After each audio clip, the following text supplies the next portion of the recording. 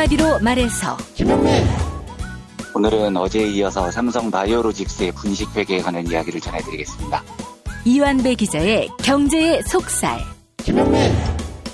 오늘은 박봉우의 시집 휴전선에서 몇 편 함께하겠습니다. 정선태 교수의 오늘을 읽는 책. 오늘은 김성태 의원의 단식과 함께 시작되는 5월 국회 전망에 대해 말씀드리겠습니다. 김성애 보좌관의 답정너. 네, 오늘은 친일 청산의 찬물을 끼얹은 동아일보에 대한 얘기를 드려보겠습니다. 정상근 기자의 오늘 미디어. 김용민 브리핑. 잠시 후 시작합니다.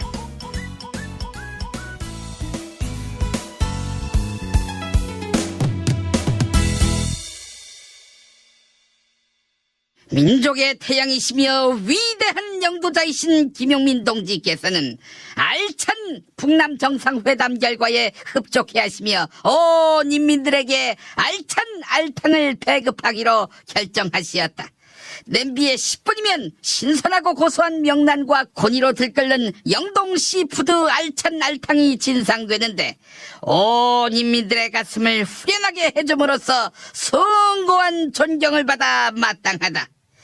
그러나 영동 시푸드처럼 배에서 급속 냉동된 날이 아니라 시들시들한 알로 만들어 부패하고 악취 풍기는 오물더미에 다름 아닌 알탕을 공급하면서 사리사욕을 채우는데 이골이 난 도적 왕초들은 천추에 용납 못할 미친 개의 망동에 다름 아니다. 알탕에 시원한 국물 맛을 더해주는 무도, 국내에서 공수에 사용했으니 영동 시푸드 알찬 알탕은 고추장과 고춧가루의 완벽한 황금 비율에 마늘, 양파, 생강 등 갖은 양념이 어우러진 국물 맛까지 어우러져 최고의 맛을 선사할 것이다. 구매는 위대한 김용민 동지의 숨결이 느껴지는 김용민닷컴.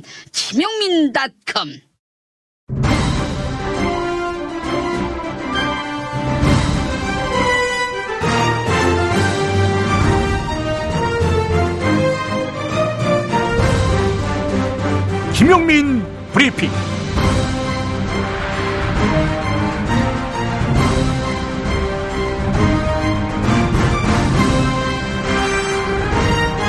(2018년 5월 4일) 금요일입니다.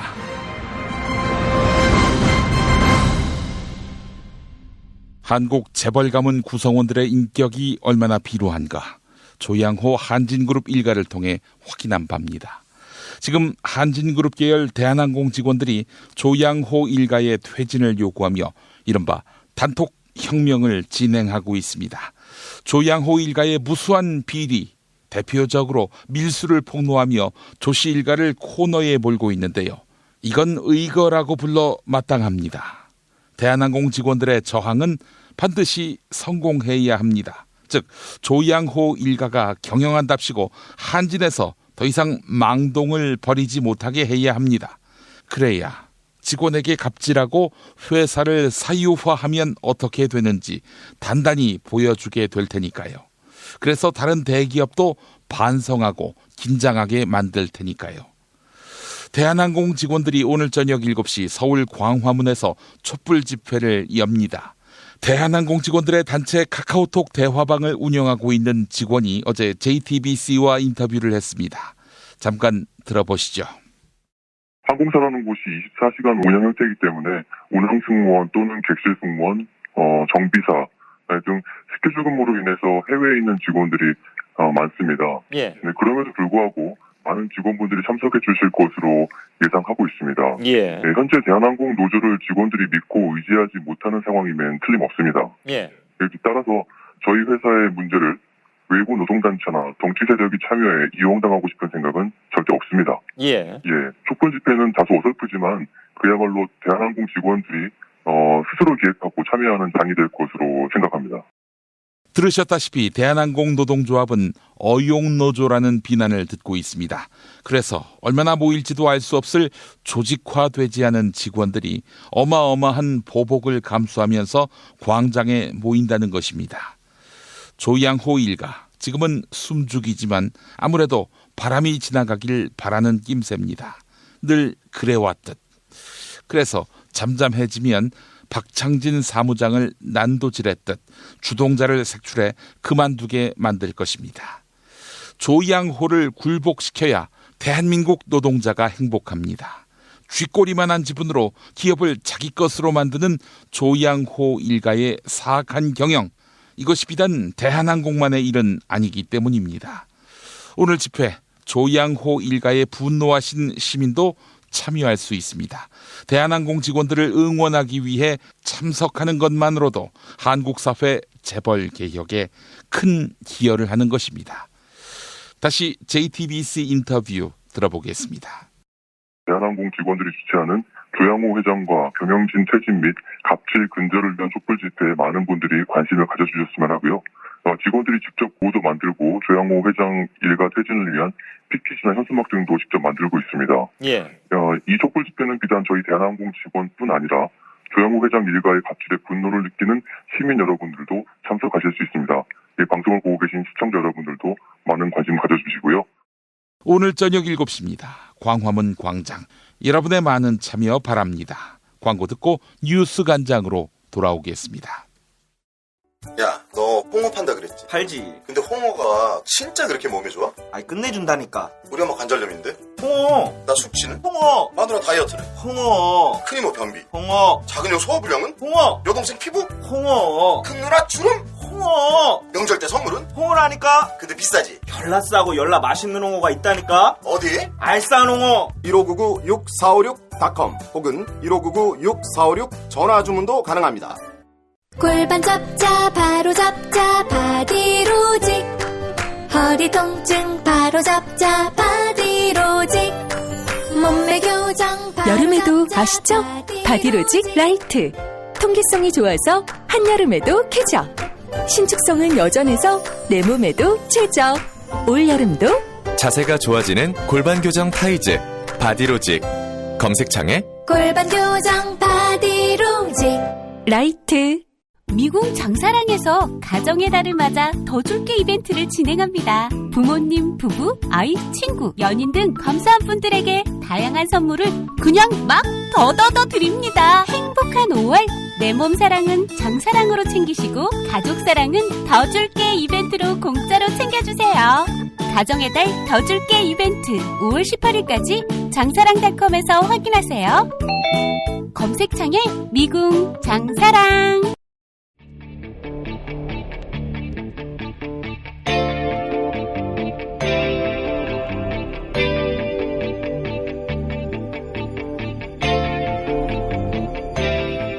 김용민의 뉴스 간장.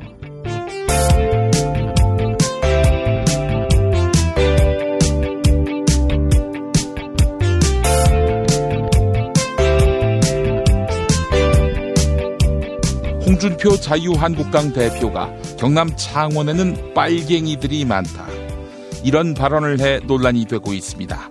또한 자유한국당의 텃밭이라고 말할 수 있는 대구 경북 지역에서도 당 지지율이 하락하고 있는데요. 안상수 창원시장이 23년을 몸담았던 자유한국당을 탈당하고 지방선거에서 무소속으로 출마하지요. 점점 거세지는 홍준표 대표에 대한 당내 비토 움직임에 대해 안상수 창원시장이 입장을 밝혔습니다. CBS 라디오 시사자키 정관용입니다에 출연한 안상수 창원시장과 진행자 정관용 한림국제대학원 대학교 교수의 일문일답 들어보시겠습니다. 창원에 원래 빨갱이가 많아요? 어이없는 발언을 해서 우리도 당황하고 있습니다. 예. 지금 구설에 오르고 설화가 좀 잇따르다 보니까 오늘 이 강길부 의원, 바로 그 옆에 울산 울주 지역 출신이죠? 네네, 그렇습니다. 홍준표 대표 사퇴를 강하게 촉구했는데 어떻게 보세요? 글쎄요, 그분이 가지고 있는 교양의 수준이 문제가 아니겠습니까? 기본적인 교양의 수준의 문제다? 네. 네. 어쩌다 탈당까지 하시게 됐어요? 저도 23년 만에 땅을 내가 지키고, 아꼈던 그 땅을 떠나니까, 정말 저도 참담한 심정이었는데요. 예. 그 홍준표 대표가 그 창원시를 전략공천 지역으로 선정을 하고는 예. 저를 창원시장 후보에서 낙천을 시켰습니다. 예, 예.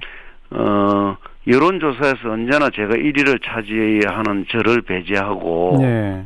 그 측근 인사를 공천을 그야말로 무리한 공천을 한 것이죠. 예, 예. 그러니까 창원 시민의 여론이나 당원의 의사는 배제되고 네. 이렇게 부당한 불공정한 공천을 했기 때문에 예. 그래서 제가 이거는 도저히 용납할 수 없는 일이다 생각하고 예. 23년이나 지켰던 당을 예. 제가 떠났습니다. 예. 잠시 후 이완배 기자가 브리핑할 내용이기도 한데요. 삼성의 핵심 바이오 계열사인 삼성바이오로직스가 상장 직전 분식 회계를 했다. 금융감독원이 이렇게 결론 내렸습니다. 또한 2015년 적자 기업이었던 삼성바이오로직스에 대해 증권거래소는 상장 요건을 바꿔서 삼성바이오로직스가 상장할 수 있도록 만들었는데요. 삼성바이오로직스의 분식 회계는 결국 삼성 승계 작업의 일환이다. 이런 이야기가 나오고 있습니다. TBS 라디오 김어준의 뉴스공장에 출연한 참여연대 집행위원장 김경률 회계사와 진행자 김어준 딴지일보 총수의 대담 들어보시겠습니다. 거래시장에서 예. 기준을 바꿔주죠. 그렇죠. 예. 네. 그래서 이게 미래가치 뻥튀기 된 아직은 실현되지 않는 미래가치로 더 상장하게 해줄게. 바꾼 거죠. 네, 네. 유일하게 삼성바이오로직스만을 위해서 바꿔줬고요. 이 이후로도 그와 같은 기준으로 상장을 통과한 기업은 없었습니다. 유일하게 삼성바이오로직스를 위해서 기준을 바꾼 거죠. 네. 그래서 상장 특혜까지만 나왔어요. 예. 그러니까 삼성이 미는 사업을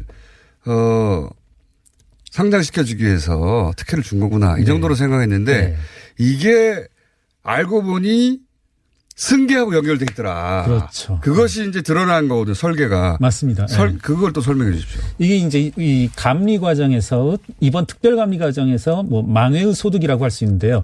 그간에는 어떤 시간적인 선후 관계로 말미암아서 저희들도 이제 문제 제기를 할 때 이 분식회계라고 하는 사건이 합병 이후에 일어난 일로 이제 판단을 하고 합병 과정을 사후적으로 보완하기 위한 것이 아닌가 했었는데 감리 과정에서 드러난 사실은 무엇이냐면 합병 이전에 제일모직과 삼성물산에 문제가 된 불균등한 합병을 정당화시키기 위해서 삼성바이오로직스를 과대평가한 거죠. 이게 핵심입니다. 이게, 네. 이게 핵심입니다. 전달이 됐나 모르겠네요, 근데. 다시 한번 말씀해 주세요. 네네네. 이재용 회장이 제일모직 삼성물산 합병 과정에서 많은 지분을 가지고 있었던 게 제일모직이었습니다. 그렇죠. 네. 그러면 당연히 제일모직의 가치를 높게 상대적으로 삼성물산의 가치를 낮게 평가해야 되는데 지분이 커지죠. 그렇죠. 예. 이재용 부회장에게 유리해지죠. 이때 제일모직의 가치를 높게 평가하는데 관건이 됐던 게 삼성바이오로직스 바이오에피스였던 겁니다. 그렇죠. 이게 이번 감리 과정에서 이제 드러난 겁니다. 왜냐하면 제일모직은 삼성바이오 로직스의 지분을 가지고 있었어요. 대주주였습니다. 46%를 가지고 있었던. 이게 무슨 얘기냐면 이재용 부회장이 승계를 해야 된다 이거죠. 이 목적. 승계를 해야 되는데 아버지가 갑자기 쓰러졌어요. 그렇죠. 그래서 이제 승계를 해야 돼요. 다급합니다. 근데 승계의 핵심은 삼성전자예요. 그렇죠? 근데 이재용 부회장은 삼성전자의 지분이 너무 적어요. 그렇죠. 그러니까 삼성전자의 지분을 많이 가져야 지배권을 행사할 수 있는데 그 방법을 찾다가 삼성전자의 지분을 많이 가져 있는 회사 중에 하나가 삼성물산입니다. 그렇죠? 그러니까 삼성물산하고 합쳐야 되겠다. 그렇죠. 그럼 맞습니다. 합쳐야 되겠다 생각한 거예요. 어떻게 합치냐? 이재용 부회장이 지분을 많이 가지고 있는 제일모직하고 합쳐버리자. 그러면 자연스럽게 삼성전자의 지배력을 가지게 되니까. 근데 제일모직이 삼성물산보다 더 작은 회사란 말이죠. 그러니까 거꾸로 키웁니다. 제일모직이 굉장한 가치가 있는 것처럼. 그리고 삼성물산은 가치가 없는 것처럼. 그런 작업을 한참 하죠. 그렇죠. 그런데 제일모직이 뻥튀기를 해도 한계가 있는 거 아닙니까? 그렇죠. 땅도 뻥튀기 했었죠. 교육부가 중학교 역사와 고등학교 한국사 교육과정 및 지필 기준 시안을 공개했는데요. 이번 시안에서는 한반도 유일 합법정부란 표현이 빠졌으며 기존의 자유민주주의라는 표현은 자유가 빠진 민주주의로 바뀌었습니다. 이에 보수 진영에서는 우리 정부가 스스로 체제를 부정하고 있다, 이렇게 목소리를 높이고 있는데요. 서울대 국사학과 오수창 교수는 한국은 군더더기가 붙지 않는 참된 민주주의를 추구해야 한다. 교과서 집필기준 시안은 이미 우리 사회가 이룬 합의에 기반한다, 이렇게 반박했습니다. TBS 라디오 색다른 시선 김종배입니다에 출연한 오수창 교수, 그리고 진행자 김종배 시사평론가의 일문일답 들어보시겠습니다. 황교안 전 총리 아시죠, 교수님? 예, 잘 알죠. 이 사람이 지금 잘하는 건 아니고 합니다. 네. 예. 이 사람이 지금 시안이 공개가 되니까 자신의 페이스북에 네. 글을 올려서 반박을 했는데요. 네. 황교안 전 총리의 논리를 가지고 제가 한번 질문을 대신 드려볼게요. 네. 자, 자유민주주의를 민주주의로 바꾸겠다고 합니다. 그러면 사회주의 혁명 세력이 주창하는 인민민주주의도 가능할 수 있다는 것인가요? 이렇게 반문을 던졌습니다. 대답을 좀 부탁드릴게요, 교수님. 예. 정말 심각한 문제입니다. 우선 제가 네. 황교안 전 총리께 묻고 싶습니다. 그분은 그럼 북한의 인민민주주의를 네. 민주주의라고 인정하는 걸까요? 황 전 총리께서는 북한 그 논리대로 하면은 북한에서 하는 인민민주주의도 민주주의니까 네. 우리는 그와 다른 자유민주주의를 하자, 그런 논리가 되는 거죠. 예. 대한민국은 네. 민주주의, 군더더기가 붙지 않는 참된 민주주의를 추구해야 합니다. 북한에 대해서는 인민민주주의, 그 민주주의다, 이렇게 인정하지 않고 있죠, 우리가. 네. 북한에 대해서는 당신들 하는 게 민주주의에 어긋나는 것이 많이 있으니까 그거 떨쳐버리고 민주주의 길로 우리하고 함께 가자고, 그렇게 얘기를 해야 합니다. 네. 황 총리처럼 예. 북한이 이민민주주의 하니까 우리는 자유민주주의 하겠다 하는 것이야말로 큰 문제입니다. 지금 교수님 그 지적을 제 나름대로 해석을 하면 민주주의면 그냥 민주주의, 거기 무슨 뭐 변종이 여러 가지가 있는 게 아니다. 네, 그렇죠. 황교안 전 총리가 페이스북에 올린 내용 또 하나 질문 드릴게요. 네. 역시 그대로 그러니까 읽어드리겠는데요.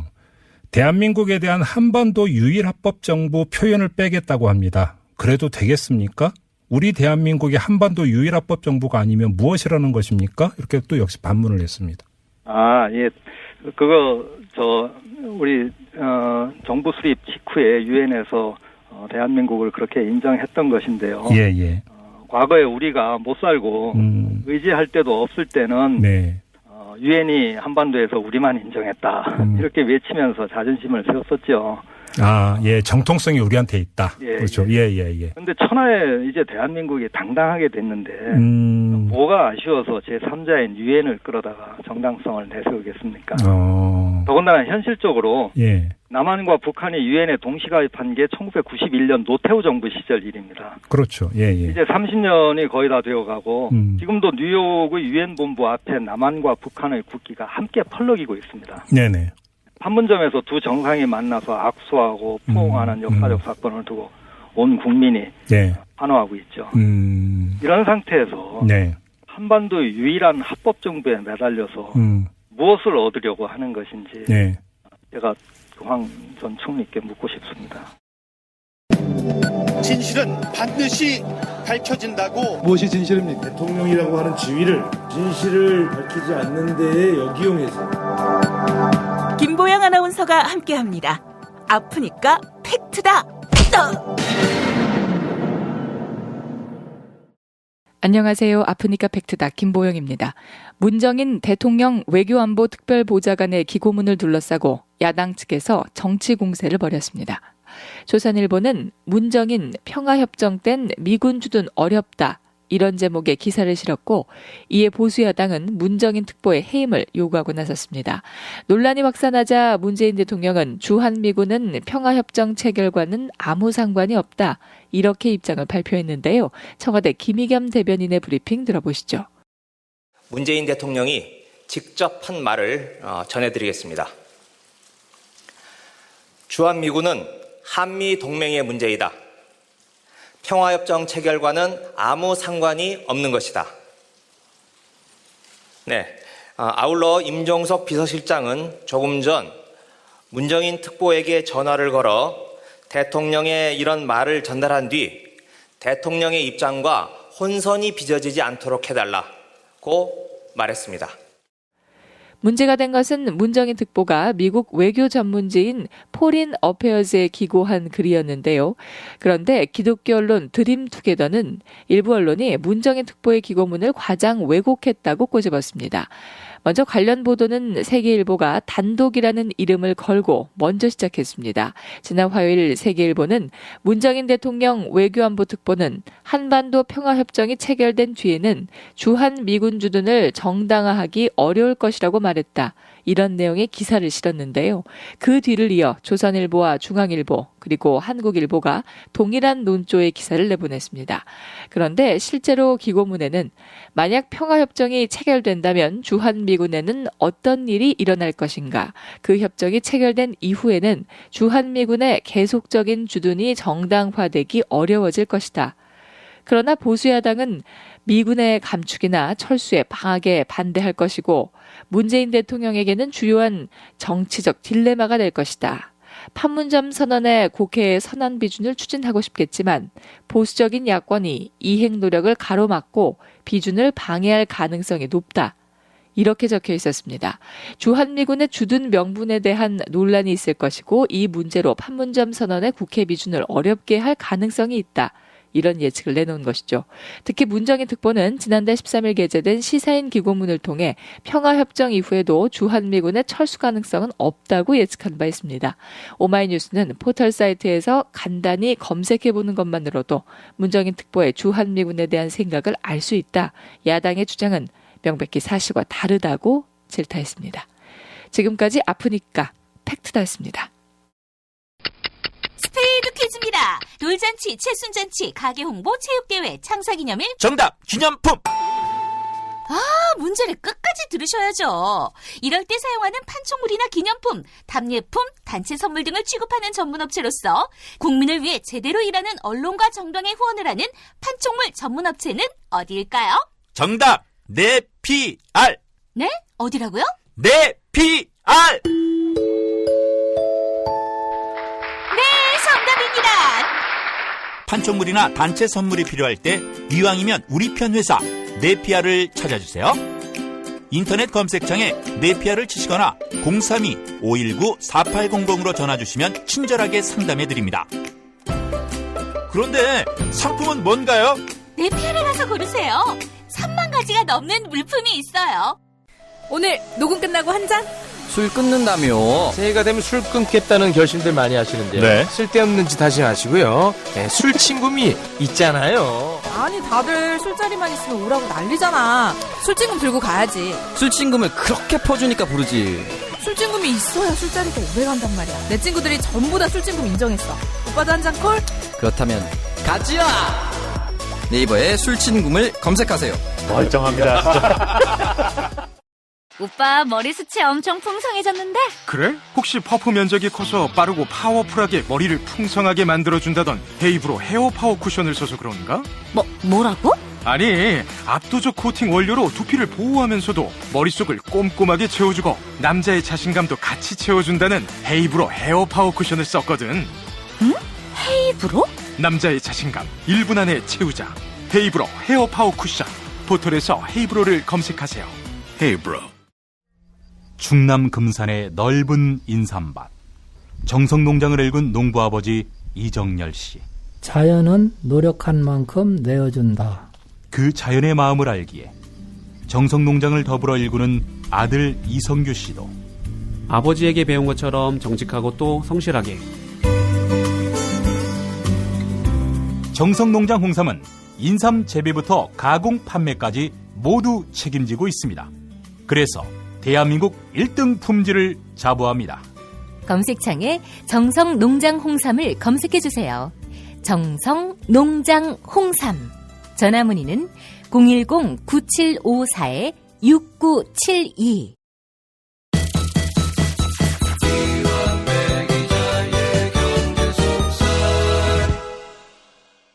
악취가 날 때, 잇몸에서 피가 날 때, 이가 시릴 때, 효과적인 치약이 있습니다. 바로 파인프라 치약입니다. 파인프라 치약, 가장 저렴하게 구입할 수 있는 방법은 김용민닷컴입니다. 이완배 기자의 경제의 속살로 이어갑니다. 민중의 소리 이완배 기자 함께하겠습니다. 이완배 기자님. 네, 안녕하십니까? 예, 삼성 바이오로직스 파문 일파만파입니다. 김기식 전 금융감독원장이 주목하라 이렇게 말했단 말이죠. 네, 여러 가지로 굉장히 중요한 사건입니다. 어제도 말씀을 드렸고요. 그러니까 이걸 이제 이틀째 하고 있는 거죠. 그래서 어제에 이어서 삼성 바이오로직스 분식회계에 관한 이야기를 드릴 텐데요. 지금 많은 시민들이 말이죠. 김기식 원장이 이거 들여다보다가 삼성의 공작의 희생양이 된 거 아니냐라고 보는 시각이 있어요. 제가 이 지난 인사여서 좀 말씀드리기가 그런데 충분히 그럴 가능성이 있고요. 그냥 이건 확인된 팩트가 아니어서 말씀드리기가 조금 주저주저합니다만 이야기를 드리면 그 시절에 김기식 원장이 임명된 다음에 야당 쪽에 들어갔던 여러 가지 해외 출장이나 이런 거에 대한 제보 속도가 말도 안 되는 정도로 빨랐었어요. 그래서 저희 사내에서는 이게 야당에서 캐치를 하고 그렇게 해서 폭로를 하는 것 치고는 도저히 이례적인 속도였기 때문에 그 속도의 배경에 누가 있을 것이다라는 심증을 상당히 높은 확률로 갖고 있었습니다. 그러니까 꼭 삼성 바이오로직스 문제뿐만 아니고 삼성생명법 등등 해서 굉장히 많은 게 지금 금감원에 걸려 있으니까 글쎄요. 하여튼 확인된 바는 아니지만 제 마음속으로는 이 문제에 김기식 금감원장 낙마에 삼성이 상당히 강도 높게 개입하지 않았을까라고 추정하고 있습니다. 지금까지도. 조금 화가 나죠. 그런 추정이 사실로 드러난다면요. 물론 드러날 리가 거의 없겠지만 어쨌든 심증만으로도 굉장히 화가 나기도 합니다. 그래요. 참 위대한 삼성이란 걸 새삼 의심하게 됩니다. 사실 삼성이 개입해서 김기식 원장 날렸다. 증거는 없어요. 하지만 여러 가지 의심할 정황은 있다. 이 말씀을 드리고 싶고요. 자, 오늘 진도 나가죠. 네, 바로 진도 나가도록 하겠습니다. 어제 드렸던 이야기 중에 요것 하나만 기억해 주시고 오늘 이야기를 들어주셨으면 합니다. 회계는 숫자를 장부에 기입하는 행위인데요. 장부를 더 좋게 보이기 위해서 꾸미려면 그 숫자를 어느 칸에 집어넣느냐가 중요하다. 요 이야기입니다. 어제도 말씀드렸듯이 노동자의 임금을 비용 칸에 적으면 회사의 이익이 줄어들지만 회계가 그렇게 칼로 무베듯이 딱딱 어디에 적어라 이게 완벽하게 규정이 안 돼 있어요. 그래서 노동자의 임금을 연구소의 개발 비용 요 칸에 적으면 이건 지출된 비용이 아니고 회사 재산, 자산으로 기록이 됩니다. 이런 맹점이 회계에 존재한다는 점을 먼저 기억해 주셨으면 합니다. 삼성바이오로직스가 2016년 11월에 증시에 상장을 합니다. 그리고 어제 말씀드렸듯이 상장이라는 건 주식을 새로 찍어서 일반 대중들에게 파는 거고요. 그래서 삼성바이오는 이 과정을 통해서 2조 원 가까운 새로운 돈을 마련을 했습니다.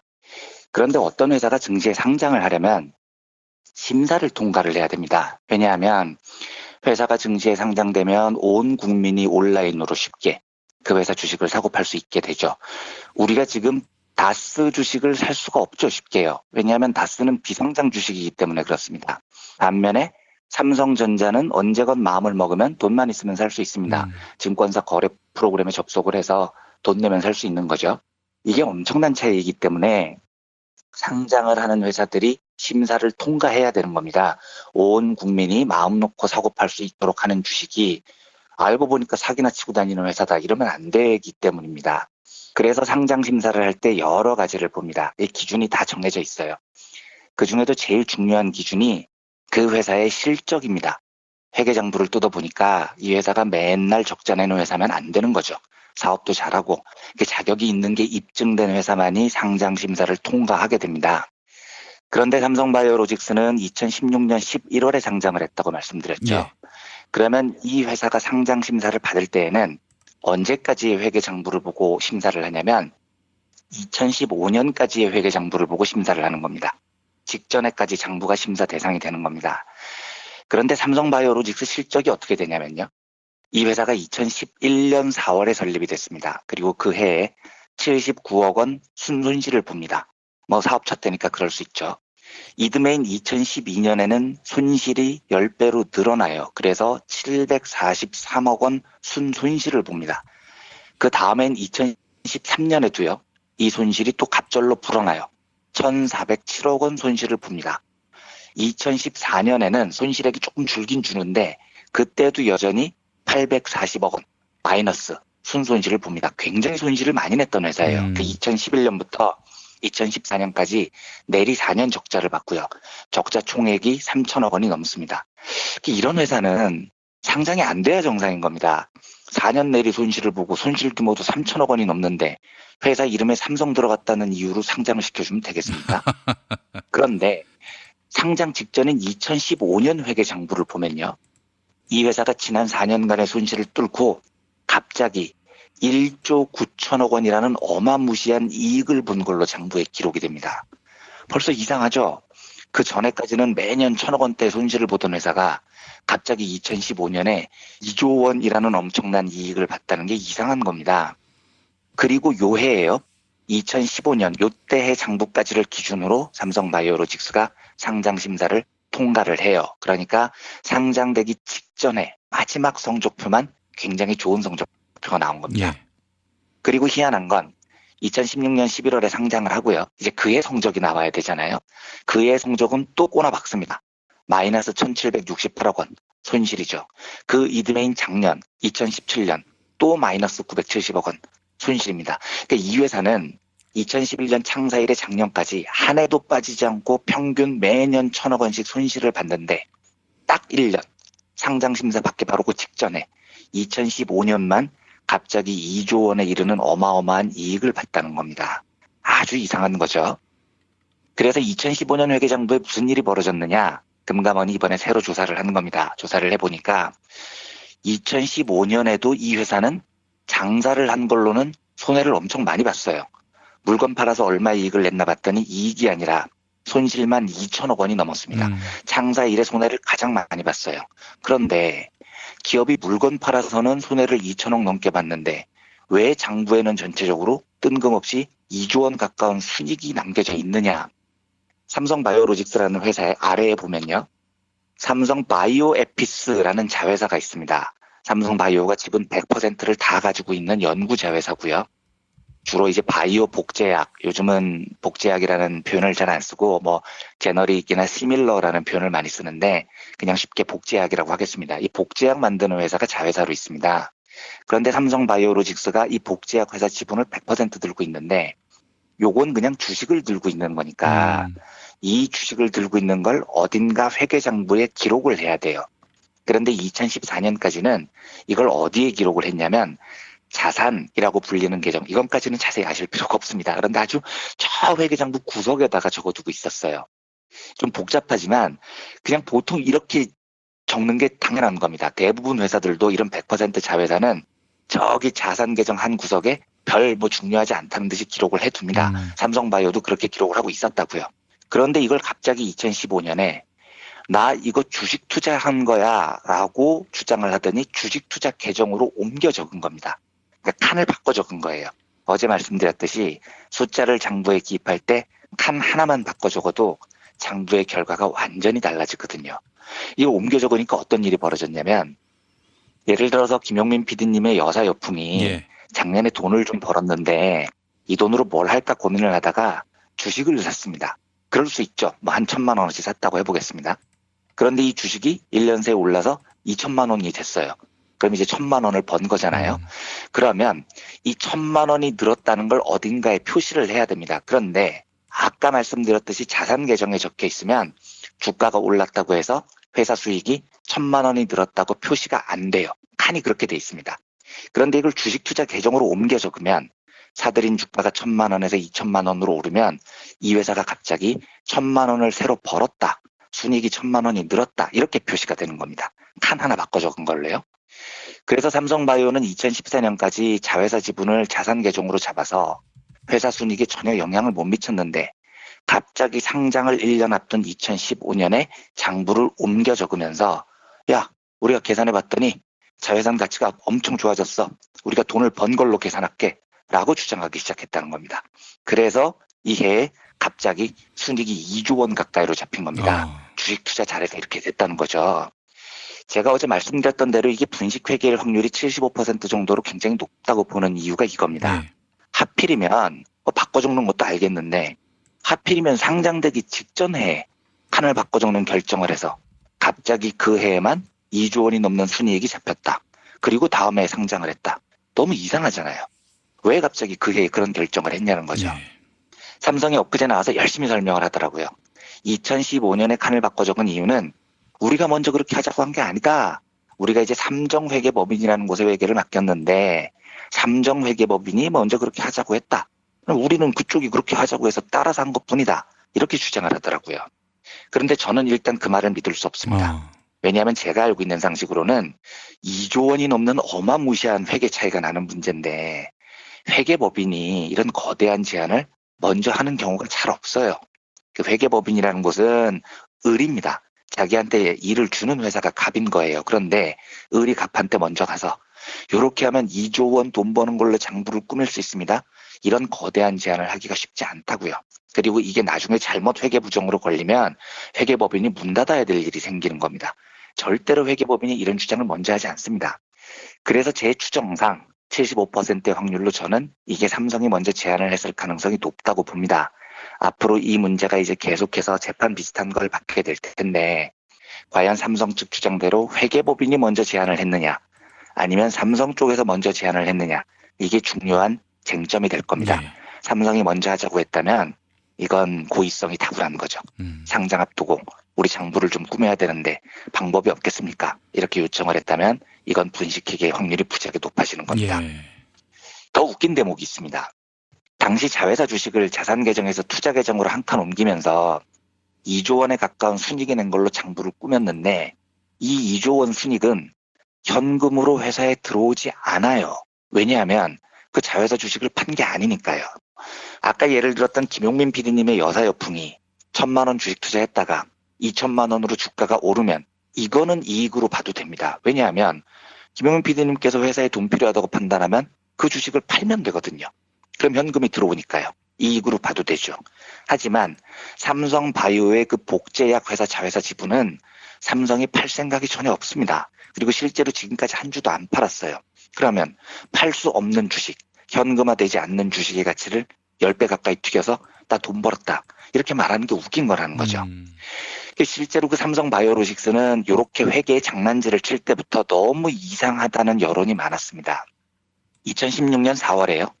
인베스트 조선의 보도를 하나 읽어보겠습니다. 인베스트 조선은 조선일보 계열사입니다. 그러니까 조선일보조차도 그때 보도를 어떻게 했냐면요. 기사 제목이 삼성바이오로직스 회계 마술로 만든 2조 순이익은 상장 대비용이라고 돼 있습니다. 이 기사에 보면요. 연내 상장을 선언한 삼성바이오로직스는 지난해 회계 재분류를 통해 1조 9천억 원에 달하는 순이익을 냈다. 실제 현금이 들어오진 않지만 자회사인 삼성바이오에피스를 관계기업으로 돌리면서 4조 5,400원에 달하는 회계상 이익을 본 것이다. 이는 로직스의 상장 사전정지 작업으로 해석된다. 회계를 통해서 잉여 자본을 만들어 상장 후 실제 영업이익이 날 때까지 버티려는 보석이라는 것이다. 삼성 측은 감사 과정에서 바이오전의 콜옵션을 장부에 반영하는 게 좋겠다는 회계법인의 판단에 따라 반영하게 됐다고 설명하지만 증권업계에서는 상장을 위해 미리 준비한 절차라는 평가를 내리고 있다. 삼성바이오로직스는 아직 영업이 정상 궤도에 오르지 않고 있다. 제3공장 증설이 완성되는 2018년 이후 본격적인 매출과 이익이 성장할 전망이다. 공장 증설에 필요한 자금을 상장을 통해 조달해야 하는데 이때까지 적자에도 버텨낼 재무 여력이 필요하다. 에피스 지분 회계 변경은 이 간극을 메워줬다는 지적이다. 이렇게 기사에 돼 있어요. 그러니까 이미 당시에도 이 회계는 이상했다는 거죠. 삼성바이오는 상장을 통해서 돈을 마련해야 버틸 수 있는 회사인데 요 장부로는 상장 심사가 통과가 안 되는 겁니다. 그러니까 회계 장부를 변경을 해서 상장이 가능하도록 분식을 하고 그렇게 해서 상장으로 2조 원이 넘는 큰 돈을 마련하고 뭐 이런 시나리오가 제일 설득력이 있는 겁니다. 제가 분식회계일 가능성이 75%로 높게 보는 이유가 이거이기도 하고요.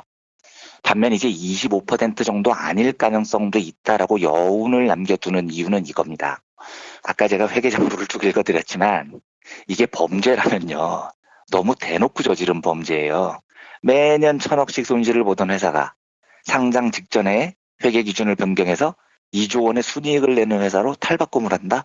이걸 보면 왠지 도둑이 나 오늘 저 집 털 거예요 라고 공개하고 도둑질하는 것 같은 느낌이 드는 거예요. 예.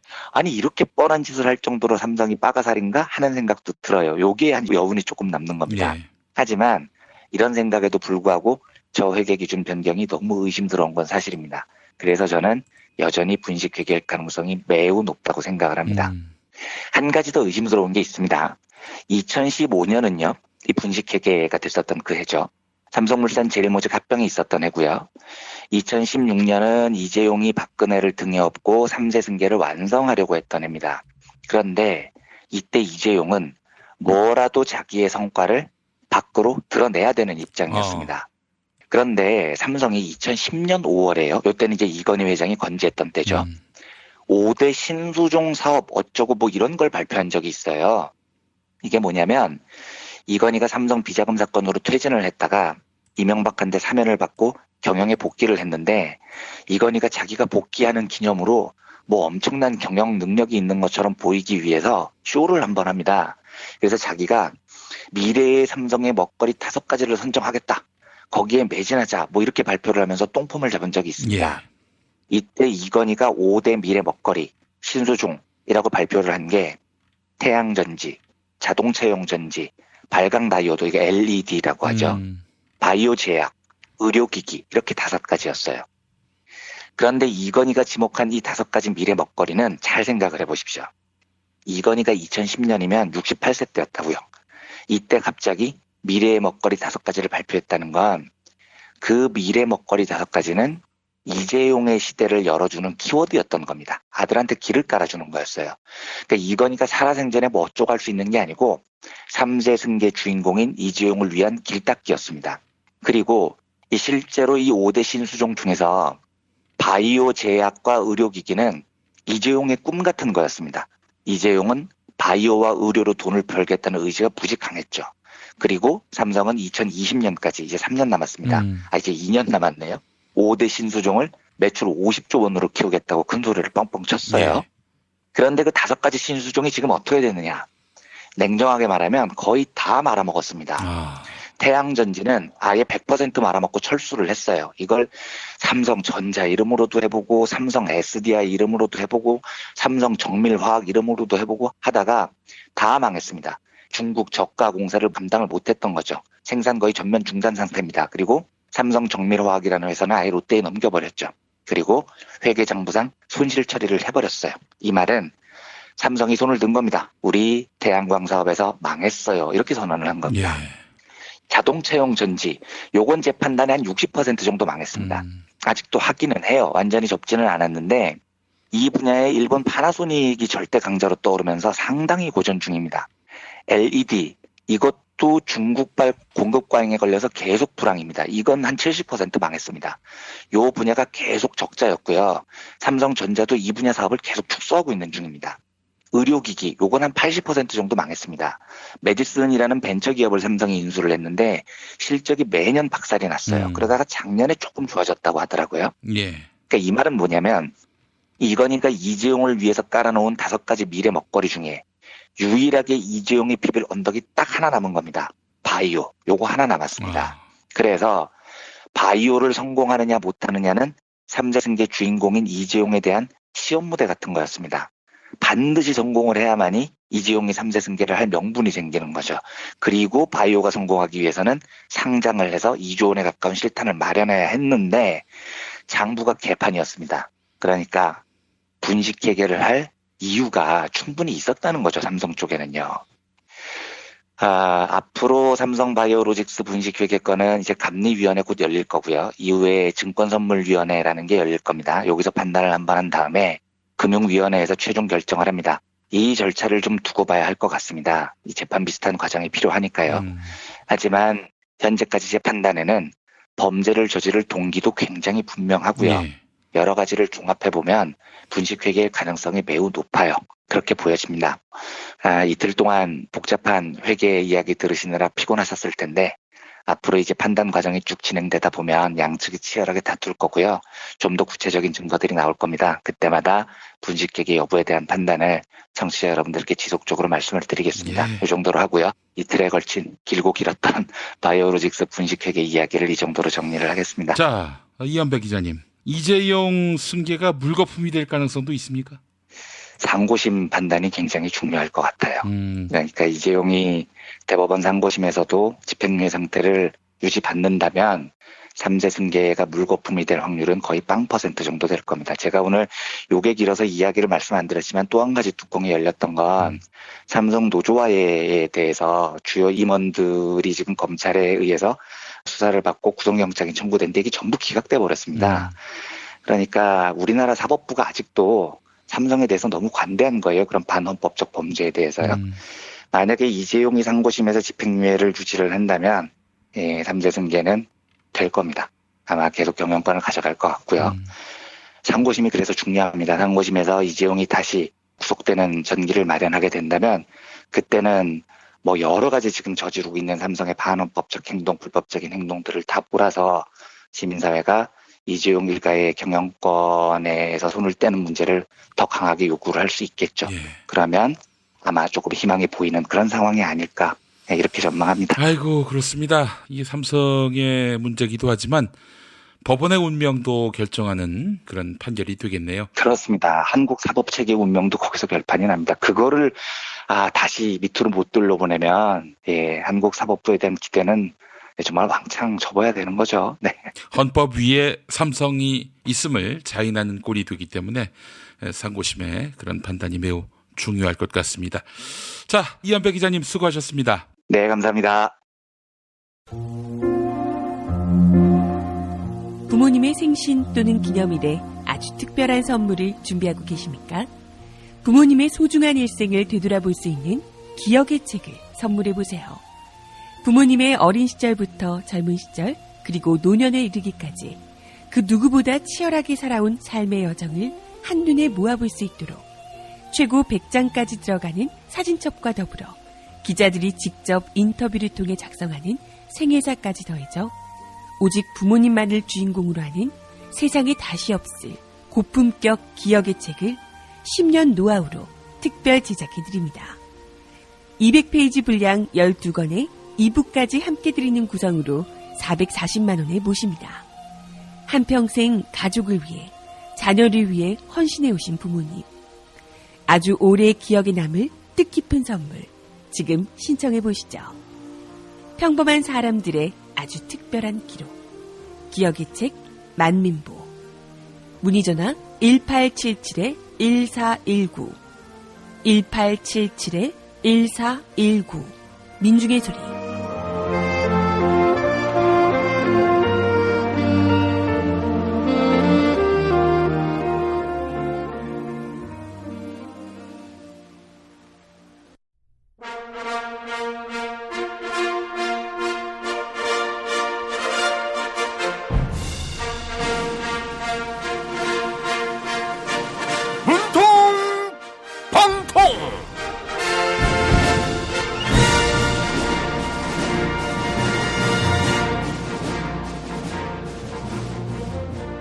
대통령 문재인입니다. 노동의 가치와 존엄은 바로 우리 자신의 가치와 존엄입니다. 그런데 일하지 않는 자 먹지도 말라. 이 말을 실천하는 정치인이 있습니다. 바로 자유한국당 김성태 원내대표입니다. 국회를 보이콧하며 농땡이를 부리더니 무기한 단식에 돌입한 겁니다. 국회 본청 앞에서 보내온 김성태 원내대표의 편지 읽어볼게요. 문재인 대통령님, 김성태 원내대표입니다. 권력에 의해 은폐된 드루킹 사건을 세상에 알리고 정의를 바로잡기 위해 외로운 단식투쟁에 돌입했습니다. 드루킹 특검은 조건 없이 수용돼야 합니다. 자유한국당의 투쟁에 국민 여러분의 많은 격려와 동참을 바랍니다. 아이고, 우리 김성태 원내대표님의 투쟁에 함께 하고 싶다는 시민들이 많이 있습니다. 네? 함께 하는 게 아니라 놀리는 거라고요. 김성태 원내대표님 앞에서 평양냉면을 먹겠다는 시민도 있다고요. 하하하하. 며칠 전까지만 해도 평양냉면 먹고 싶다고 하셨잖아요. 우리 시민들이 대리만족 시켜드리려고 하는 겁니다. 그리고 제가 단식을 해봤는데요. 열흘 정도는 문제 없습니다. 네? 핵심 친박이었던 이정현 의원은 복통으로 인해 단식을 7일밖에 못했다고요. 나이도 더 어린 이정현 의원도 7일밖에 못했는데 어떻게 제가 열흘 동안 하냐고요? 이런 말 하긴 좀 그렇지만 단식을 하다가 갑자기 음식물이 들어가면 복통을 일으키지요. 그래서 말인데요.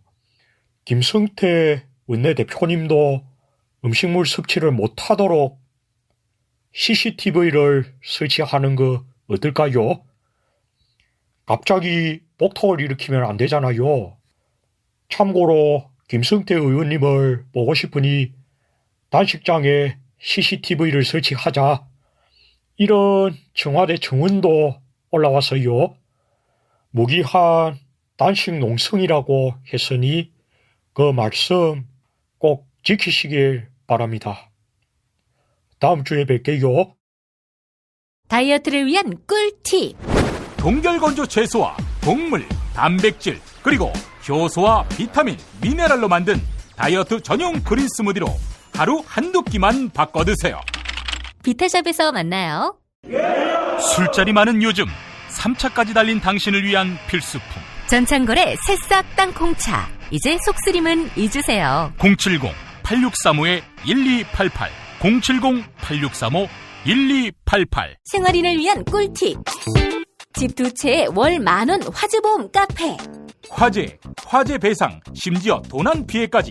여기에 더해 가전제품 고장 수리비까지. 연중 무휴라 언제든 02849-9730. 아이고 무릎이야. 무릎펜 몰라? 무릎펜? 무릎펜이라고 이번에 새로 나온 무릎 관절 보호대야. 네이버에서 무릎펜을 검색해봐. 상담은 010-2255-4489 최 과장을 찾아주세요. 지방선거 후보자님 잘 들으세요. 선거는 뿌리오와 함께 선거 문자 1위는 뿌리오. 선거 문자 12년 연속 1위. 1위 당선 1위 문자 뿌리오.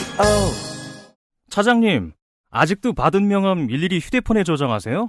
스마트폰으로 찍기만 하면 바로 입력해주는 리멤버가 있잖아요. 대한민국 대기업 임원 2명 중 1명이 사용하는 국민명함 앱 리멤버. 지금 바로 다운받으세요.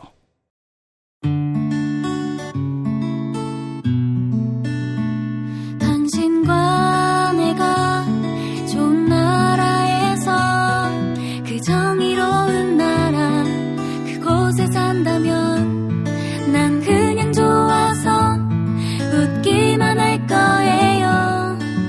당신의 뉴스 보좌관 김용민 브리핑.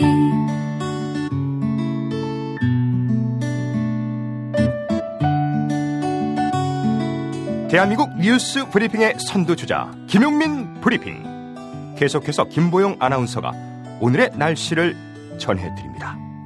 날씨를 전해드리겠습니다. 오늘은 전국에서 기청한 하늘이 드러나겠습니다. 다만 오늘도 바람이 강하게 불겠는데요. 아침 오전 예상 기온 서울 9도, 대전 9도, 광주 8도, 대구 8도입니다. 낮 기온 서울 19도, 춘천 22도, 전주 20도, 부산 21도로 예상되고요. 미세먼지 농도는 전국에서 보통 단계를 나타낼 전망입니다. 여기는 대한민국 브리핑 1번지 김용민 브리핑입니다.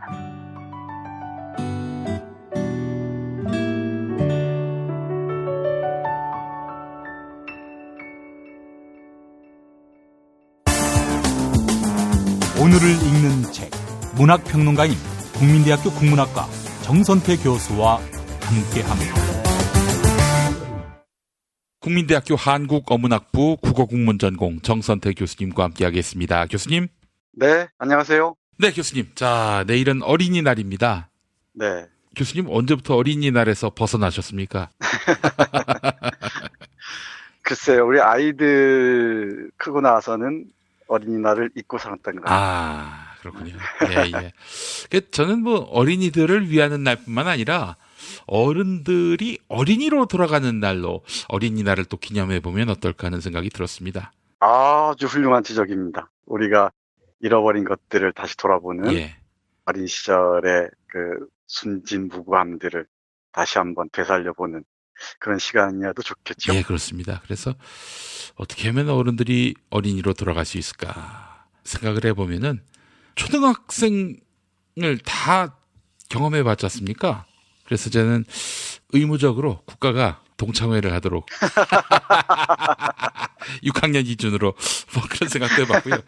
하여튼 동심을 찾는 것도 이제는 일이다 보니까 국가가 또 주선을 해야 하지 않겠는가. 국가 만능주의로 제가 좀 빠져 있습니다. 그러지 마시와요.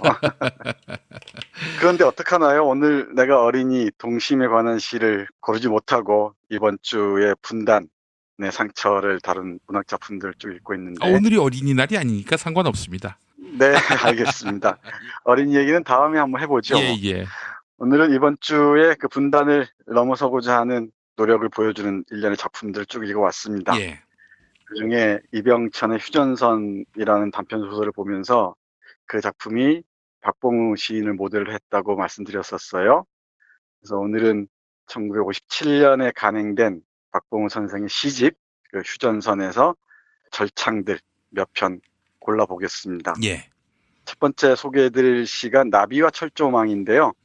이미지가 아마 떠오를 겁니다. 철조망을 넘어가려다가 못 가고 그 철조망에 찍힌 채 죽어있는 나비의 이미지를 떠올리시면 될 것 같아요. 예. 정말 그 북으로 향하는 마음들이 얼마나 간절했겠습니까? 예. 그 모습을 표상한 게 이 철조망에 걸린 나비, 깃발처럼 걸린 나비가 아닌가 싶습니다. 먼저 읽어보겠습니다. 나비와 철조망입니다. 지금 저기 보이는 시푸런 강과 또 산을 넘어 진종이를 별일 없이 보는 것이 된다. 선역 하늘은 장밋빛 무늬로 타는 큰 눈의 창을 열어 지친 날개를 바라보며 서로 가슴 타는 그러한 거리에 숨이 흐르고 모진 바람이 분다. 그런 속에서 피비린내 나게 싸우는 나비 한 마리의 생채기. 첫 고향의 꽃밭에 마지막까지 의지하려는 강렬한 바라움의 향기였다. 앞으로도 저 강을 건너 산을 넘으려면 몇 마일은 더 날아야 한다. 이미 날개에는 피에 젖을 대로 젖고 시린 바람이 자꾸 불어간다. 목이 바싹 말라버리고 숨결이 가쁜 여기는 아직 싸늘한 척지. 벽. 처음으로 나비는 벽이 무엇인가를 알며 피로 적신 날개를 가지고도 날아야만 했다. 바람은 다시 분다. 얼마쯤 나르면 아방의 따스하고 슬픈 철조망 속에 안길까. 이런 마지막 꽃밭을 그리며 숨은 아직 끝나지 않았다. 어설픈 표시의 벽, 깃발이여. 네, 이런 시입니다. 예. 철조망에 걸린 나비의 모습을 떠올리면서 분단으로 고통받는 우리네 삶들을 거기에 겹쳐보시면은 이 시의 전체적인 상이 선명하게 떠오를 것 같습니다. 박봉우 시인은 오랫동안 분단 문제 그리고 이 한반도의 평화를 갈망하는 시들을 써왔는데요. 나비와 철조망이나 지난번에 읽어드렸던 휴전선처럼 짤막한 산문 형식의 시도 있지만 서정시 형식의 아주 강렬한 작품들도 많이 있습니다. 그중에 우리 애청자들이 좋아하실 시들 몇 편 더 읽어드리겠습니다. 먼저 언제나 우리 땅이라는 시 볼게요. 정말 피 흘린 자국이 선명한 그런 우리 땅의 모습을 형성하고 있는 작품입니다. 예. 보겠습니다. 사랑을 기다렸다. 너 하나만을 기다렸다. 북풍이 부는 날 새벽 눈부신 햇살 앞에 너의 모습을 그렸다. 고향 없는 사람아, 사랑이 불꽃처럼 불탄다. 북으로 가는 기차를 타고 녹슨 철로를 밟아본다. 언제나 우리 땅 말이 없다. 피 흘린 자국이요. 네, 근데 피 흘린 그 자국들을 씻어가면서 상처들을 치유하면서 이 녹슨 철로를 밟고 철마가 달릴 수 있기를 간절히 바랍니다. 북한과의 이 평화를 상상하면서 많은 사람들이 철도 여행을 얘기하잖아요. 철도 여행의 의미에 관해서는 다음 주에 집중적으로 말씀드릴 텐데, 철도 여행도 좋지만은 또 경제적인 효과도 좋지만은 우리가 북한에서 70년 가까이 떨어져서 살아온 인민들과 어떻게 정서적으로 공감대를 형성해 나갈 수 있을지 그런 것도 깊이 고민해야 될 것 같습니다.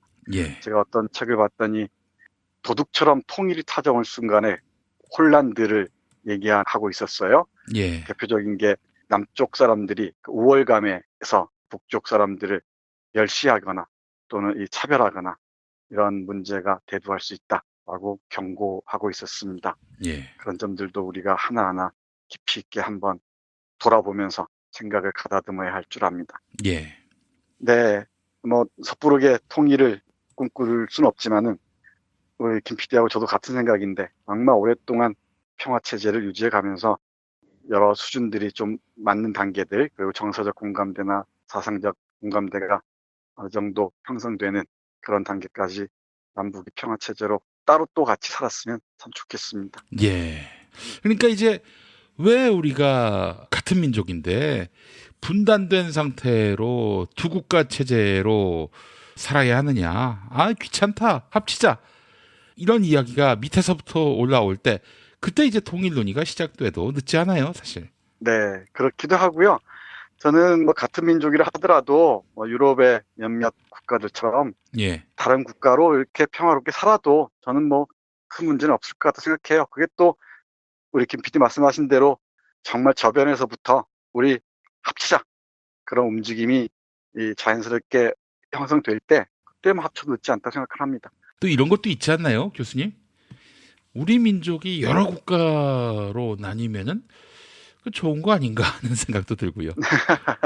그러면은 한글을 쓰는 나라가 또 늘어나게 되고 또 우리 민족의 지평이 넓어지는 거 아니 그게 나쁠까 하는 생각도 들어요. 네, 그 상상할 수 있습니다. 상당히 그 대담한 상상력인데 예. 사실 제 사상적인 집안이랄까요? 그런 게 그걸 한민족 한국가를 고집하다 보면은 정말 많은 문제가 생길 수도 있습니다. 예. 이 민족주의의 뭐 위험성도 없지 않을 테고요. 그래서 남북 평화 체제가 어떤 방향으로 갈지 정말 많은 학문적인 연구도 있어야 될 것 같고 또 일반의 차원에서 다양한 교류를 통해서 그런 문제점들을 하나하나 풀어가면서 또 다른 방향들을 모색할 수도 있겠죠. 맞습니다. 아, 정말 이 통일이라고 하는 것이 뚝딱 될 수 있는 것이 아니라 저변에서부터 신뢰가 쌓여야지. 이게 만약에 뭐 진짜 박근혜 씨가 상상한 대로 북한 체제가 무너져서 남한이 그 체제를 흡수해가지고 그렇게 해서 통일을 이룬다? 아, 그러면 북에 사는 사람들은 다 피점령자들 아닙니까? 그들은 저 한마디로 열패감에 사로잡혀야 되고 또 그들이 사는 공간과 또 여러 어떤 삶의 기반들은 다 전리품처럼 또 약탈될 수도 있는 거고요. 전 그런 의미에서 보자면은 흡수 통일이니 이런 것들은 정말 상상해서도 안 된다라고 봅니다. 아, 근데 제가 오늘 얘기할 거 다 말씀해 버리시네요. 아이, 교수님 별 말씀 다 하십니다. 딱 제 생각이 그래요. 앞에서 잠깐 제가 언급했듯이 흡수 통일하는 순간에는 정말 위험해집니다. 예. 그리고 북한을 식민지화할 수가 있는 거죠. 내부 식민지화할 수가 있는 거죠. 남한에서도 제주도나 광주 이런 경우를 내부 식민지화했다고 언젠가 말씀드렸었잖아요. 예. 북한의 경우에 얼마 오죽하겠습니까? 그게 박근혜식의 흡수통일론이 가진 정말 대단한 위험성이고요. 예. 또 다른 약탈 체제가 굳어지는 순간에는 한반도는 그야말로 또 다른 내전의 소용돌이까지 이어질 수 있다는 게 제 기우라면 기우고 네. 불길한 상상이라면 불길한 상상입니다. 제가 들은 얘기가 있는데요, 교수님. 이명박 때부터 북한은 곧 무너진다. 어디서 이런 가짜 뉴스를 듣고 집권자가 여기 휘둘려가지고 통일은 대박이다. 그러니까 대화도 안 하고 통일은 대박이다. 이게 뭐겠어요? 저쪽 체제가 무너진다는 확신 속에서 쟤네들이 무너지면 북한에 있는 모든 것들은 다 내 거다. 대박 난다. 우리 기업들 스탠바이 해라. 이 얘기 아닙니까, 한마디로? 정말 사악한 사기꾼들이었죠. 네. 정보를 공유하지도 않았고 북한에 대한 정보의 신빙성도 믿을 수가 없고요. 네. 오히려 그런 가짜 희망으로 우리들을 이렇게 올감했던 것이죠. 오늘 김 PD의 말씀 정말 전적으로 동의합니다. 너무 훌륭하십니다. 그래도 시는 좀 읽어야겠죠? 예, 그렇습니다, 교수님. 네. 57년에 나온 그 시집이라는 걸 염두에 두시고 봤으면 좋겠습니다. 예. 우리는 가슴이 아프다라는 시 좀 이어볼게요. 예. 어렵진 않습니다. 예. 남북으로 나누어진 지도 오래되었다. 새와 나비들은 백두산으로 한라산으로 가고 오고 하지만 우리의 피 맺힌 한은 이루어지지 않았다. 언제고 간에 벽이 무너지긴 하지만 우리는 지금 가슴을 앓고 있다. 가슴을 앓고 있다. 녹슨 철로 위에 햇살이 부실 때까지. 어렵진 않죠. 예. 그러니까 이 남북이 분단된 상태에서 겪어야 했던 그 고통과 아픔들을 치유할 수 있는 방법을 시적으로 형성한 것으로 보시면 될 것 같습니다. 예. 고구려인이라는 시도 있어요. 또 기차 얘기가 나오는데 제가 휴전선, 분단, 기차 이런 키워드를 중심으로 해서 어떤 시를 뽑을까 고민하다가 박봉무 선생의 시를 골랐는데요. 여기 고구려인이라는 작품도 역시 그런 비전을 보여줍니다. 잠깐 보겠습니다. 예. 내 애미와 어미는 고구려인, 만주부터 조선 북방에까지 힘과 부가 넘쳐났다. 높은 미적 감각 속에 꽃핀 압록도, 백두도, 평양도, 대륙을 넘나들었다. 신라와 백제는 우리들의 한 핏줄, 광개토대왕 비곁에서 언제나 상냥스러웠다. 병들어가는 조국 앞에서 고구려인은 울고 있었다. 기차를 타고 고향을 찾아 녹슨 철로 위를 모든 형제들과 같이 달리고만 싶었다. 고구려인의 한은 지금 끝이 없다. 네, 비판적으로 볼 수 있을 것 같긴 한데 제가 상상하는 것은 거칠 것 없이 어디나 자유롭게 오갈 수 있는 그런 상황들을 상상하는 걸로 이 작품을 이해하셨으면 좋겠습니다. 예. 네, 고구려인이었고요. 오늘은 우리 김 PD가 워낙 훌륭하신 말씀하셔서 앙코르를 안 하셔도 박봉무 선생의 백두산이라는 시 우리 김 PD와 제가 그리고 우리 애청자들이 함께 기차를 타고 삼지연 가서 백두산에 오를 수 있는 날 기다리며 마지막으로 낭낭한 목소리로 읽어드리겠습니다. 그 삼지연역이 아니라 못가역.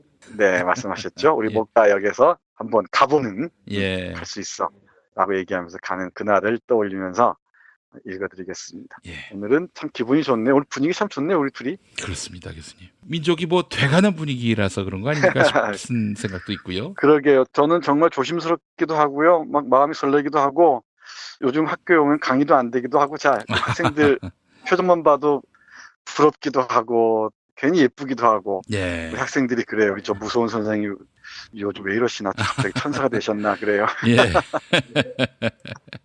예. 그럼에도 끝까지 우리가 한눈을 팔지 말아야 될 것 같습니다. 네, 그렇습니다, 교수님. 예. 네, 한눈을 팔지 않아야 함에도 그래도 가끔씩 이런 상상은 또 우리 특권이니까 네. 이런 상상도 해보겠습니다. 백두산이라는 시 읽어드리겠습니다. 예.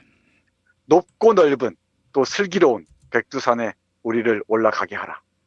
무궁화도 진달래도 백 위에 물들게 하라. 서럽고 서러운 분단의 역사 우리 모두를 백두산에 올라가게 하라. 오로지 한 줄기 빛 우리의 백두산이여 사랑이 넘쳐라. 온 산천에 해가 솟는다. 우리만의 해가 솟는다. 우리가 가는 백두산 가는 길은 험난한 길. 쑥잎을 먹으며 한 마리 곰으로 태어난 우리 결애요. 네, 이렇게 마무리되는 백두산이라는 시였습니다. 예. 백두산에 우리가 기차를 타고 삼지연 지나 목가역에서 직접 오를 날을 상상하면서 오늘 시가 있는 금요일 마무리하겠습니다. 예. 못가역을 갈 수 있는 날 빨리 오기를 소망합니다. 자, 정선태 교수님 오늘 말씀 잘 들었습니다. 네, 한 주 동안 행복했습니다. 고맙습니다.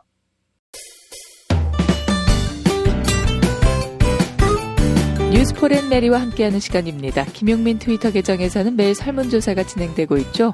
교육부가 중학교 역사 그리고 고등학교 한국사 교육과정 및 지필기준 시안을 공개했습니다. 박근혜 정부가 추진했던 역사 교과서 국정화 정책이 백지화되면서 2020년부터 학생들은 새 검정 교과서를 쓰게 되는데요. 이번에 공개된 시안에는 대한민국이 한반도의 유일한 합법 정부다. 이런 표현이 빠졌습니다. 이에 보수 진영에서는 헌법 3조의 영토 조항과 배치된다. 이렇게 주장하고 있는데요. 시민들은 어떤 의견을 갖고 있을까요? 오늘 새벽 2시까지 모두 2062분이 설문조사에 참여해 주셨습니다. 86% 대부분의 시민들은 이번에 공개된 교과서 시안을 지지한다 이런 입장을 갖고 계시네요. 새 검정 교과서 시안에 반대한다고 응답한 시민들은 14%였습니다. 트위터를 통해 시민들의 의견 듣고 있습니다. 바나바스님, 70년 전 상황의 법 작구로 한반도 평화의 발걸음을 지체시켜서는 안 됩니다. 세술은 세부대에 담아야죠. 이문희님, 유엔에도 동시 가입했지 않습니까? 설문조사에 참여해주신 여러분에게 감사의 말씀 전합니다.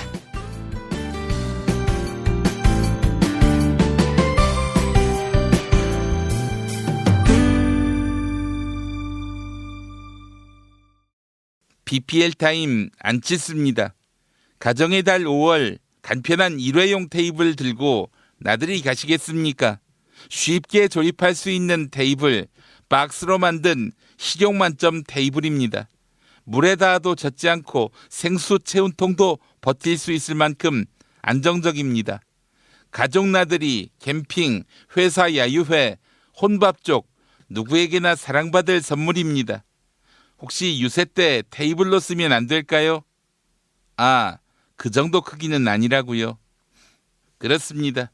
이거는 반촉물, 사은품으로 쓸 때 더욱 빛이 납니다. 반촉물, 사은품, 상품 전문 쇼핑몰 네피알. 네피알이 아닌 딴 데서 사시면 실망입니다. 안녕하십니까, 김성태입니다. 비타샵 베이오펫 다이어트 사용 후기를 사실상 읽어보겠습니다. 사실상 맹모씨 사연입니다. 주위에서 주문해달라고 난리네요. 제 얼굴 보고 살 빠졌다고 난립니다. 요즘 비타샵 홍보하느라 사실상 바쁘네요. 우리 자유한국당 탈당해서 민주당으로 갈아탄 일부 지방 정치인들 얼굴이 들통나서 곤욕을 치르고 있다고 하는데 이거 빨리 먹기 바랍니다. 비타샵 베이오펫 그렇게 해서 당선된 다음 사실상 우리 당으로 복당해야지. 1522-6648 1522-6648 혹은 검색창에 사실상 비타샵 검색하기 바랍니다. 안녕하세요. 여러분의 덕화 인사드리겠어요. 흑채 많이 쓰시죠. 그런데 기존 흑채와 급이 다른 퀄리티 헤이브로 헤어 쿠션 이거 구매 부탁해요. 아미노산 코팅 원료를 쓰고 피부 친화적인 코팅 파우더도 사용하는 헤이브로 헤어 쿠션. 요즘 머리털이 많이 조촐해지신 분들 괜히 흑채 사용했다가 두피만 나빠지는 거 아닌가 걱정하시던데 기존 흑채 잊어주세요. 땀, 비, 바람에 걱정 없는 스타일. 한 번 사면 오래 쓸 수 있는데 뭘 주저하세요. 헤이브로 헤어 쿠션, 헤이브로 헤어 쿠션. 검색창에 헤이브로 헤어 쿠션 부탁해요. 존경하고 사랑하는 이 국민 여러분, DJ입니다. 무릎펜 액티브 밴드 들어보셨어요? 특허받은 기술이 무릎에 가해지는 충격을 근육으로 분산시켜서 말하자면 충격을 완화하고 근육을 강화시킵니다. 5월 한 달간 홈페이지에서 공기청정기 경품 이벤트를 진행하는데 검색창에 무릎펜 또는 010-2255-4489 010-2255-4489 최 과장을 찾아주시기 바랍니다. 평화를 해치는 세력들 이제 무릎을 꿇을 때가 됐어요. 무릎이 아파서 꿇지 못하면 무릎펜 액티밴드 술친구 후기 김모 씨가 쓴 게 있는데 읽어볼게요. 술친구 무료 체험받고 며칠 뒤 술자리가 있어서 술 마시기 30분 전에 한 포 먹었어요. 혹시나 하는 마음으로 대패 삼겹살을 안주 삼아서 소주 3병 그렇게 삼겹살과 소주 마시고 밥은 먹지 않고 바로 2차로 직행 바에서 스미노프 반병 정도 마시고 집으로 갔어요. 다음날 6시쯤 기상했는데 이게 웬일이야. 평소에 있어야 할 숙취가 완전히 사라진 거예요. 재용아, 폭식투쟁 때 술 마신 사람들한테 이거 나눠줘야지. 술친굼. 포털에서 술친굼. 미공 대장사랑 사용 후기 하나 읽어드리도록 할게요. 오늘 우리 자매가 오랜만에 만나서 술 한잔 하기로 했어요. 인류의 가장 큰 발명과 발견에 상을 주는 것이 노벨상이라면 미궁 대장사랑 만든 사람이야말로 노벨상을 받아야 한다고 봐요. 이렇게 말하더라고. 아무튼 미궁 대장사랑 덕분에 한 여자의 인생이 달라지고 있다고 봐요. 그 사람 말고 정당한테 미궁 대장사랑 먹일 수 없을까? 머릿속에 똥만 찬단 말이야. 1522-8972 1522-8972 미궁 대장사랑. 탄핵 때문에 뭐 이야기를 전달을 하려고 해도 길을 막고 듣질라나요. 해족 수준으로 쪼그라든 한국 보수. 회생의 길은 과연 있을까? 변화된 정치 환경, 갈 길 잃은 보수에게 새로운 희망을 제시한다. 애국 보수의 화려한 부활과 집권을 위한 본격 가이드, 김용민의 신간, 보수를 지켜라. 진중권도 투표하는 보수 정당, 광주에서도 일당이 될 수 있는 보수 정당, 젊은이들의 입당이 줄을 잇는 보수 정당. 언제까지 민주당 정의당을 부러워만 할 것인가? 부러우면 진다니까? 자유한국당 당원 김용민이 쓴 보수를 지켜라. 이김에서 나왔습니다.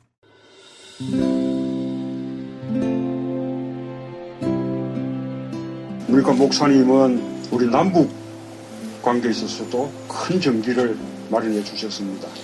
늦봄 문익환 목사 탄생 100주년. 민주화와 통일운동을 위해 11년 4개월간 옥고를 마다하지 않은 행동하는 양심.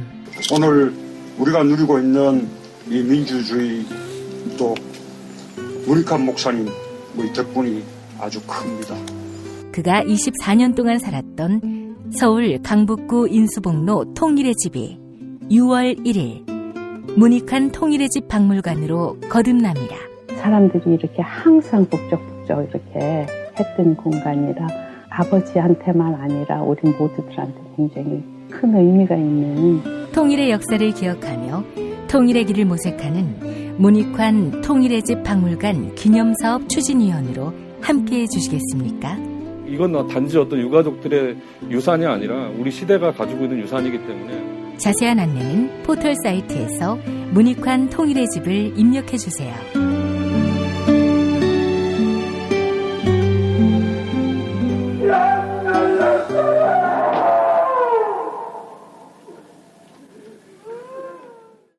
도올 김용옥 선생의 마가복음 강해로 여러분을 초대합니다.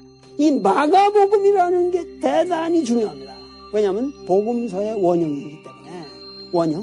매주 일요일 아침 11시 서울 서대문구 충정로 20 서울 지하철 충정로역 9번 출구 앞에 있는 벙커원에서 도울과 만나세요. 율법을 믿으시겠다고? 신약이 율법의 완성이라고? 얼어빠질 그따위 기독교 내 입 앞에서 제발 입도 뻥끗 터지지 말아요. 그런 소리들은. 벙커원 교회 일요일 예배를 겸하는 이 자리. 도울이 진리와 생명이었던 예수를 원형 그대로 복원합니다. 그 십자가를 과감하게 걸머지고 돌아가신 예수를 말하지 아니하고 믿으면 너는 금방 축복받을 일만 남았다. 이게 한국 목사들 99%의 거짓말 설교예요.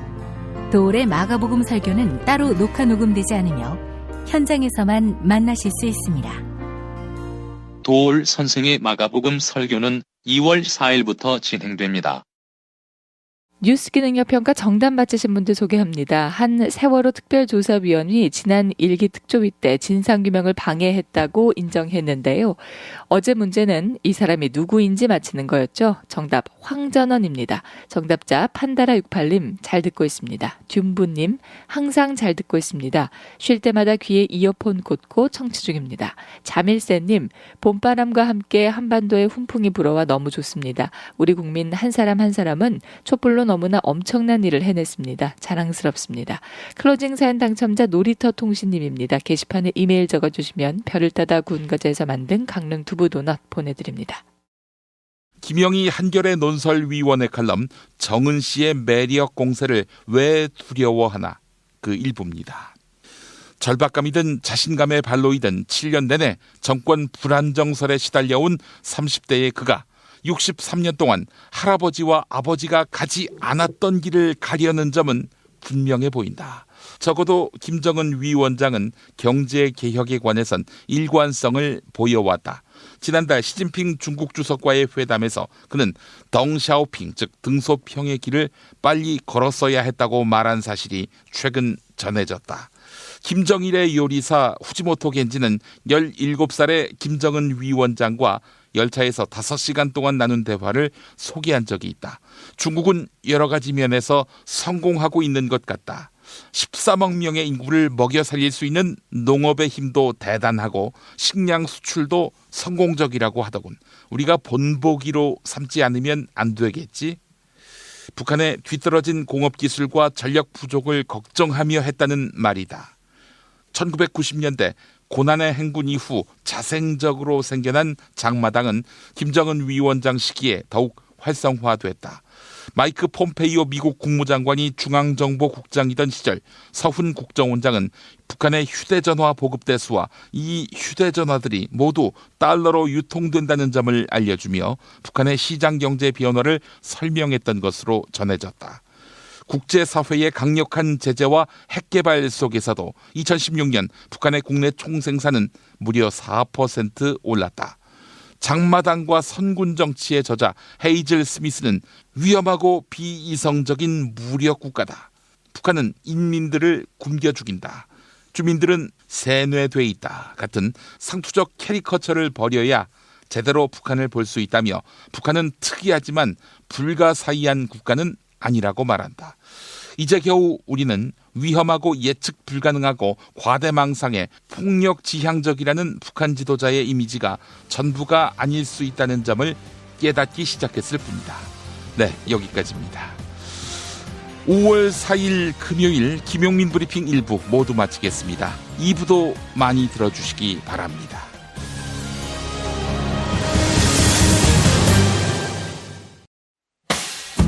김용민 브리핑과 함께한 시간 어떠셨어요?